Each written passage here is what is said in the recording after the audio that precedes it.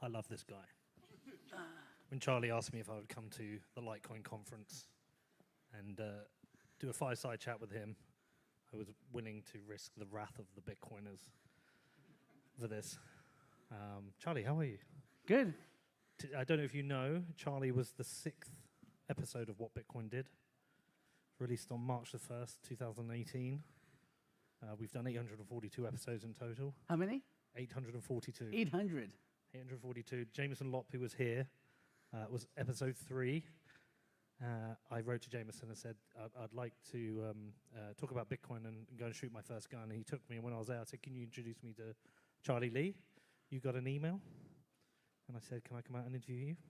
You said yes. You remember it? Yeah. I was like, someone wanted to interview me? Sure, yeah. So I'm a Bitcoiner. I have previously held Litecoin. I've used Litecoin. Please don't tell the Bitcoiners. They'll beat me up. But I was more than happy to come and do this. So, Charlie, great to see you. We'll probably talk a little bit more about Bitcoin and then a little bit about Litecoin. And it's a strange thing because when I got into Bitcoin, you were considered one of the OGs, the originals, the early people. But I've probably been in Bitcoin now as long as you were at that time. Yeah.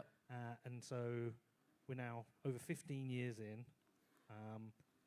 I think it's hard. I mean, put your hands up here if you. We'll just say crypto broadly. If you discovered, say, crypto in the last 4 years, a lot of older people. Who's class of 2017? 2013? Earlier than 2013. So not many people remember the early days. We're getting to live through the newer fun times now. We've got a conference down the road, a smaller one, that somehow has attracted Donald Trump and maybe Kamala Harris and RFK. From your perspective, how does it feel having been there so early on and seeing where we are now? It's just been, like, I've been in this space for 13 years. That's like a long time. I mean, people who've been in this space for like 4 years, they feel like they've seen everything already. Yeah, just the volatility of the price of crypto and just everything going on with all the scams and everything. It's incredible how much stuff we've been through. What did the mission feel like when you first got involved? Because you would have been going to meetups and conferences, which would have been probably a lot smaller and quite different from now. Yeah, I mean, when I first got in, it was, it's so niche. It's pretty crazy. It's the first conference I went to in New York had like a few hundred people. It was basically everyone in this space, in the Bitcoin space at the time. And everyone was, I felt like it was a better time when there weren't any scams around and people were just very excited about the technology of what Bitcoin can bring. Like the future was very bright. But we have grown over these kind of 12 years since then, yeah. 12, 13 years since then, and the 15 years of life of the project. But one of the interesting things for someone like me is when you go back and you see old interviews back from pre-2013, 2009 to 2012, you read the forums, the Bitcoin Talk forums, you read the articles. What we're experiencing now in the world of Bitcoin and crypto is what people believed would happen. You're at a conference with a few hundred people. They believed this was happening. They had a lot of confidence. Yeah. To actually now see where we're at with, it's a legitimate, Bitcoin is now a legitimate asset. It is, we have ETFs, we have governments debating it, it's now on the ballot. To actually have got to the point where we are now, are you even a little bit surprised? I'm definitely surprised because back then it was Bitcoin, there was just so much uncertainty, right? It was so easy for a government to come in to kill Bitcoin or for a hack or for the code to fail somehow because it was so untested. But we actually have not reached like the final form yet, right? So back then, what's that? The final boss. The final boss. Well, the ultimate goal is for Bitcoin to become like the reserve currency, right? That was like kind of back then the ideals of the people around the space was Bitcoin will eventually overtake the US dollar. So that is yet to come. Okay, so despite that, despite Bitcoin being what it is and this incredible technology, you decided at one point to create Litecoin. Mm-hmm. Do you want to talk about the history of Litecoin as Litecoin Satoshi? Well, I mean, I've talked about this a lot. Like I created Litecoin kind of for fun as a side project, and didn't really expect much from it. And it kind of blew up and became its own thing, and it's taken over kind of my life. So, yeah, it's kind of a wild ride. Was it the fourth asset on Coinbase or the third? I believe it was the third. Yeah. Yeah. It was Bitcoin, Ethereum, and then Litecoin. And about $4 when it was introduced? Yeah, it was $4 for a long time. But yeah, there was a meme out there that Litecoin will stay at $4 forever. And so as the crypto space has grown and we've had a plethora of other cryptocurrencies, majority of them crap, and somehow Litecoin has managed to hold a position that even amongst the most hardcore maximalists, they're still kind of like okay with Litecoin. Yeah, they're hardcore maximalists that use Litecoin without telling anyone. Yeah, but I know, and I know why they're using it. But why do you think it is? Why do you think Litecoin has managed to avoid the wrath of some of the Bitcoiners? Well, when there was no pre-mine, so it was fairly mined. It's very similar to Bitcoin. So the only like kind of negative thing about Litecoin is that it came second, right? It's not, there's no first mover advantage. The other thing is some people don't like that I'm still around, whereas with Bitcoin, like Satoshi disappeared. So kind of people talk about the immaculate birth of Bitcoin, which is one of the benefits. Litecoin doesn't have that. But it's hard for them to hate on Litecoin because it's so similar to Bitcoin. So what is the role of Litecoin today then? It's a complement to Bitcoin. A lot of people use it because it's fast and cheap, and people just like using it as a payment. It just works, and that's what's kind of the beauty of Litecoin. And why has it managed to maintain that speed compared to Bitcoin when it is so similar? Yeah, I mean it's kind of a few parameter changes I made, so it's not something like incredibly hard to do. But the reason why it's been functioning so well is because of Satoshi. Like the system he designed is so robust to any issues that it just keeps on working. Like Litecoin has been up, the network has been up running flawlessly since October of 2011 when I created it, when I launched it. And it was definitely you, it wasn't Craig Wright. Yeah, it's definitely me. Yeah.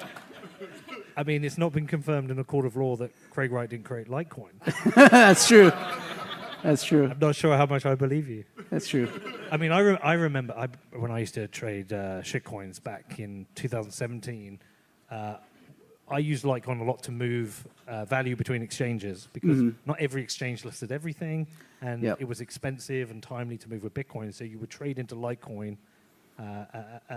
Say if I wanted to move something from Coinbase to Bittrex, you would trade to Litecoin, especially during that spike, and then you would trade back into Bitcoin or into the other assets, and it served a real purpose there.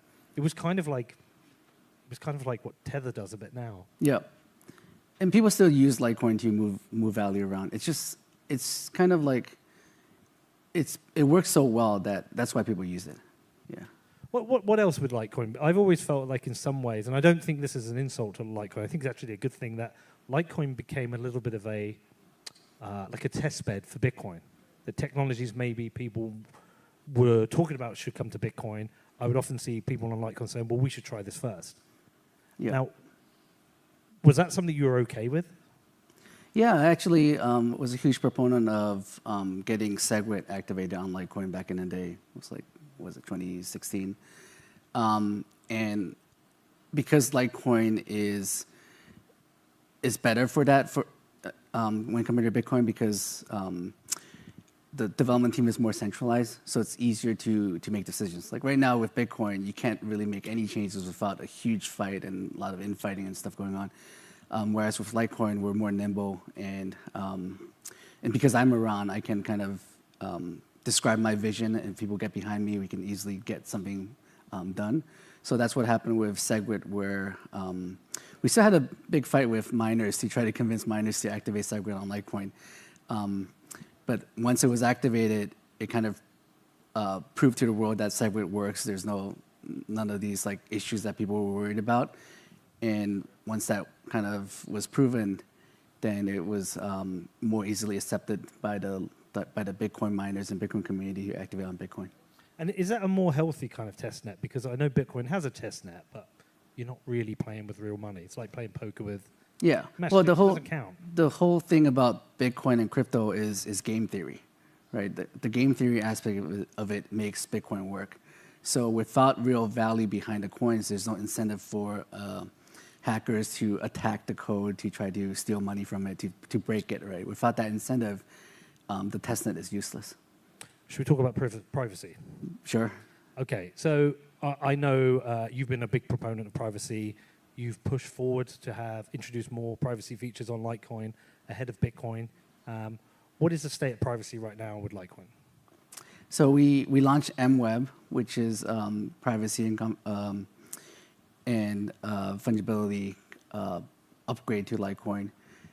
So it's a extension block. It uses extension blocks, so you can transfer money from the Litecoin main chain to MWeb and back. So when you're in MWeb, we use a protocol called Mimblewimble, which makes it so that you can't see how much you're sending.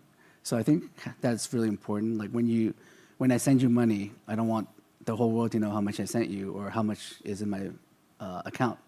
So I think that's kind of a really important feature for real world cash.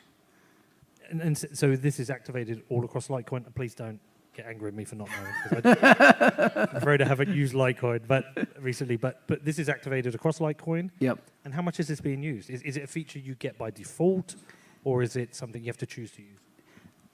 You have to choose to use it. So you can easily, right now with Litecoin Core, you can easily send money between MWeb and the main chain.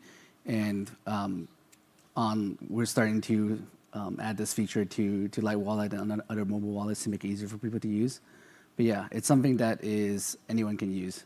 And are there any concerns within the world of Litecoin in creating privacy within the protocol? Because we've seen with Bitcoin and wider cryptocurrency, these attacks on people who've created privacy technologies, whether it's Tornado Cash or whether it's anything specific. I mean, we've had wallets that have chosen to leave America now because they're fearful. The Samurai guys they've been arrested. We've had the Wasabi people choose to end their product to wind it up, and wallets have left. Are there any similar fears within Litecoin? Because it's a huge risk you have to take now. The chilling effect of these things is that even by considering just writing a bit of code to add some privacy, you might end up arrested and under threat of jail. I mean, it's definitely a concern, but I think if you're just writing the code behind it, you should be okay. I think one of the issues that some of these companies have gotten into, troubles they've gotten into, is because they've been promoting it as they've been talking to people like money launderers and other people promoting the usage of that. I think that's where you cross the line. But just writing code, privacy preserving code should be safe. There are some good wallets out there that also support Bitcoin alongside Litecoin. What are the other differences between the two? If you were going to pitch out to Bitcoiners who are a little bit skeptical, they're like, I'm not sure I want to use this, what would you say to them about Litecoin? I would say just try it, right? If you actually sent a Bitcoin transaction versus a Litecoin transaction, you can really tell the difference. Like whenever I send Bitcoin, I'm always concerned about like how long I have to wait until the confirmation. And sometimes you run into like 30-minute blocks or 1-hour blocks. You're just waiting for a confirmation. Whereas with Litecoin, it's just so much faster. And yeah, if you just use it, you'll see the difference. By the way, I lost a private key to a wallet with 500 Litecoin in once. That's too bad. Yeah. Yeah. It was, so me and my brother used to buy it together. Yeah. We bought 500 Litecoin when it was about $4. It's okay, I'll print some more and give it to you. Thanks, Craig.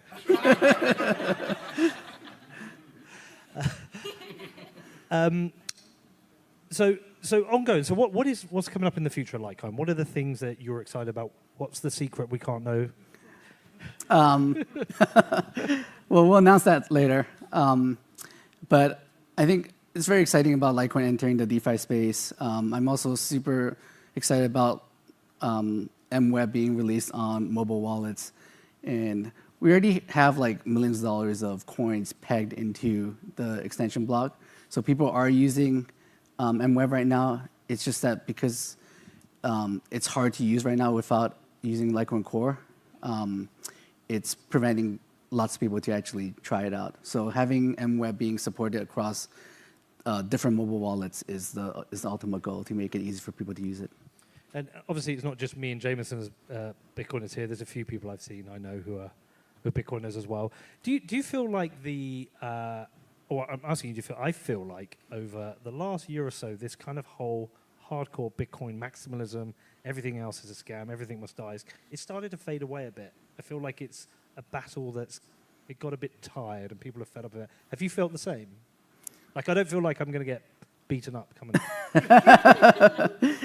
Yeah, it does feel like it's that kind of voice is lessened in the community, and that's good. I think it's not helpful to just say Bitcoin only and everything else is a scam.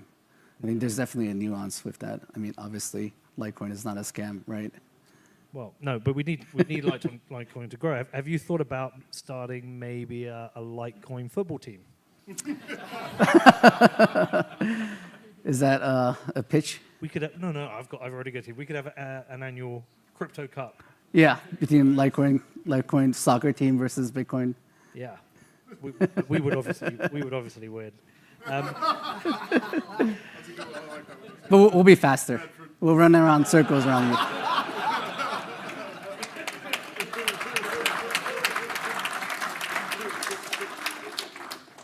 It seems like people in here are having a bit more fun than a Bitcoin conference. Better sense of humor. Yeah, Litecoin Summit is always a lot more fun than Bitcoin conferences. All right, you guys give me a look. I think I've got about a minute left. Let's finish up. What do people fight about in Litecoin? What are the controversies in Litecoin? People always hate on me for selling my coins. You sold them all? Yeah. Oh, I remember actually. Yeah, I mean, I still have a few that I still buy from exchanges to use Litecoin. Just a little bit. Like for this conference, I had to fund 500 of those coins that everyone got. So I bought Litecoin at $100 a coin. paid $5,000 for it, but I think the coins came out awesome. I didn't realize $100 a coin. What's that? So my lost wallet has got $50,000 of Litecoin in it. I got a 2-minute. Are we going by the clock or by you? Are we done then? We're done. Thank you so much for having us. Charlie Lee, legend. Appreciate it. Yeah, thanks, guys. Thanks. Awesome. Great job.